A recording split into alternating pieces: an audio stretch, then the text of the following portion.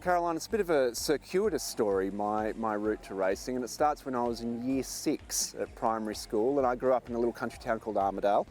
We had a few woolly horses out the back that were both slow and resembled mammoths more than equines of any order. But in the early 90s, a blaze-faced chestnut, and who doesn't love a blaze-faced chestnut, won the Magic Millions for Eric Kerr, and his name was Brave Warrior. And he was a son of a Bletchley horse called Cossack Warrior, who was a very gifted middle distance horse in the 1980s, won a Herbert Power. I think he was placed in the Caulfield Cup. And he stood at a new upstart outfit called Emirates Park at Murrurundi.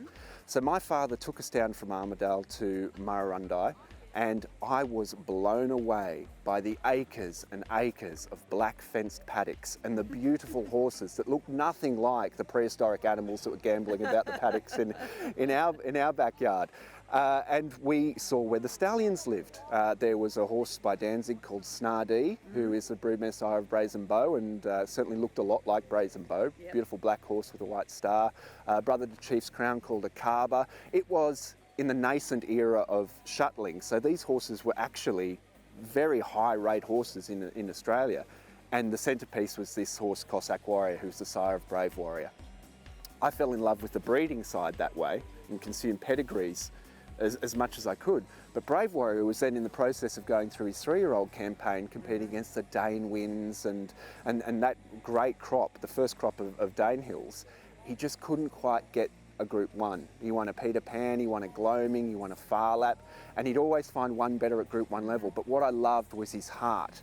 And as it turns out, he ended up being an excellent stallion, unfortunately taken early, struck by lightning, I think he was, at Eureka Stud in Queensland. And thankfully, he sired one son, very like him, Show a Heart, who continued on the Bletchley line, probably the most significant conduit of the Bletchley line, and a chip off the old block. Yeah, it's fascinating, isn't it? I mean, in your work when you were producing Bred to Win, and now with Annuals, which is just such a great podcast with TDN Australia New Zealand, it's really great. The history of it is what people are really enjoying hearing again. And the history, I mean, I remember even Cossack Prince going back further, racing against the likes of Grosvenor and that era. You remember where you first fell in love with racing, don't you? Absolutely, and I think the stud book is the document that predates the peerage. People have been documenting thoroughbred pedigrees longer than they've been documenting human pedigrees.